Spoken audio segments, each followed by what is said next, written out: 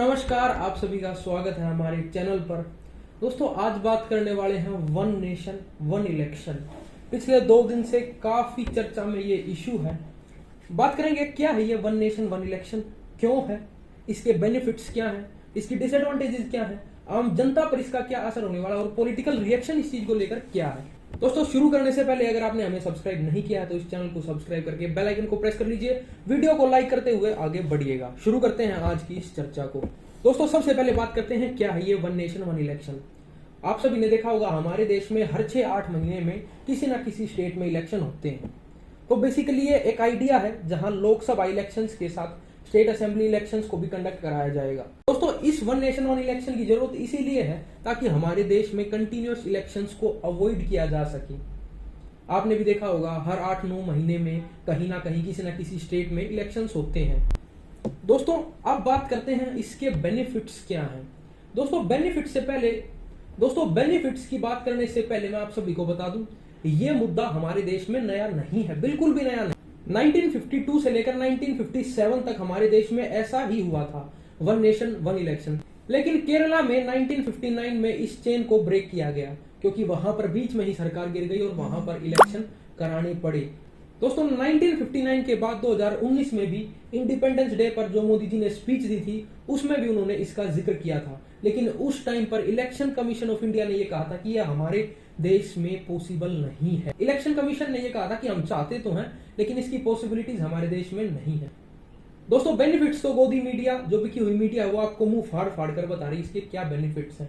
मैं पहले बात करता हूं इसकी डिसएडवांटेजेस क्या है, उसके बाद बात करेंगे एडवांटेजेस के बारे में। दोस्तों सबसे बड़ी डिसएडवांटेज और जिसका कोई जिक्र भी नहीं कर रहा है वो ये है कि अगर लोकसभा इलेक्शन के साथ स्टेट असेंबली के इलेक्शन होंगे तो जिस स्टेट के अपने पर्टिकुलर रीजनल इश्यूज हैं वो दब जाएंगे, उनके बारे में कोई जिक्र ही नहीं करेगा, दब जाएंगे। एग्जाम्पल के लिए जैसे मैं हरियाणा से बिलोंग करता हूं, हरियाणा में एक मुद्दा है अनएम्प्लॉयमेंट, बेरोजगारी, या हरियाणा में एक मुद्दा था रिजर्वेशन जिसके चलते जाट आरक्षण हुआ था। ऐसे हर स्टेट के कई रीजनल मुद्दे हैं, कई रीजनल इश्यूज हैं जो कि इस डिसीजन के बाद दब जाएंगे, उनके बारे में कोई बात नहीं करेगा। दोस्तों दूसरी बड़ी डिसएडवांटेज ये है, मान लीजिए बीच राज्य में यानी 5 साल के बीच में ही किसी राज्य में सरकार गिर जाती है तो हमें फिर से इलेक्शन कराना पड़ेगा।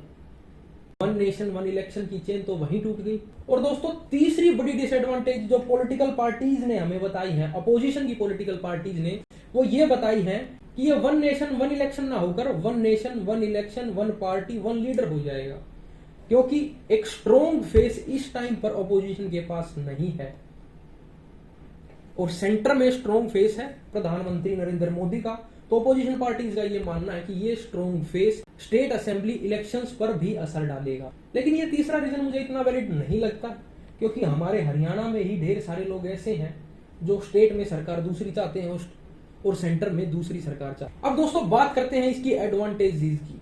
दोस्तों एडवांटेज इसकी ये है कि जो बार बार इलेक्शन कंडक्ट कराने में हमारा खर्चा होता है वो बच जाएगा। ईवीएम अरेंज कराना है, सिक्योरिटी पर बंद करने हैं, इनमें जो खर्चा जाता है वो कम हो जाएगा। इलेक्शन कमीशन ने 2019 में जब लोकसभा के इलेक्शन हुए तो 10,000 करोड़ का खर्चा हुआ। दूसरी बड़ी एडवांटेज ये है सरकारें गवर्नेंस मोड में रहेंगी ना कि इलेक्शन मोड में। अब हर कहीं ना कहीं इलेक्शन है तो सरकार को भी इलेक्शन जीतने के लिए पॉलिटिकल स्टंट करने पड़ते हैं, पॉलिटिकल डिसीजंस भी लेने पड़ते हैं, जिसकी वजह से काम पर काफी असर पड़ता है। और दोस्तों सबसे बड़ा और तीसरा जो इसका फायदा है वो ये है कि वोटर्स पार्टिसिपेशन काफी हद तक बढ़ जाएगा। क्योंकि अब मान लीजिए आपके स्टेट के इलेक्शन अलग हैं, सेंटर के इलेक्शन अलग हैं। स्टेट के लिए आपको अलग दिन वोटिंग करने जाना होता है, सेंटर के लिए अलग दिन वोटिंग करने जाना होता है, जिसकी वजह से वोटर्स पार्टिसिपेशन डिक्रीज हो जाता है। अगर वन नेशन वन इलेक्शन ये रूल इंप्लीमेंट होता है तो वोटर्स पार्टिसिपेशन भी काफी हद तक बढ़ जाएगा। दोस्तों एक कानून अच्छा होना और उसको इंप्लीमेंट करना दो अलग अलग चीजें हैं। हमारे देश में इसको इंप्लीमेंट करना ही बड़ा मुश्किल काम है क्योंकि सभी नेशनल पॉलिटिकल पार्टीज और स्टेट पॉलिटिकल पार्टीज की रजामंदी चाहिए, जो कि होना एक इम्पॉसिबल टास्क। अब इसकी इंप्लीमेंटेशन को लेकर एक कमेटी बना दी गई है कि चेक कीजिए कि क्या ये हमारे देश में इंप्लीमेंट हो सकता है। उसके कमेटी के जो चेयरपर्सन है वो एक्स प्रेसिडेंट हमारे रामनाथ कोविंद जी हैं, अमित शाह भी उसमें हैं और कांग्रेस के लीडर अधीर रंजन चौधरी भी उसमें थे, जिन्होंने इस कमेटी का पार्ट होने से इनकार कर दिया कि मुझे इस कमेटी का पार्ट नहीं होना। वहीं दूसरी तरफ अरविंद केजरीवाल ने यह कहा कि वन नेशन वन इलेक्शन से जनता को क्या फायदा होगा।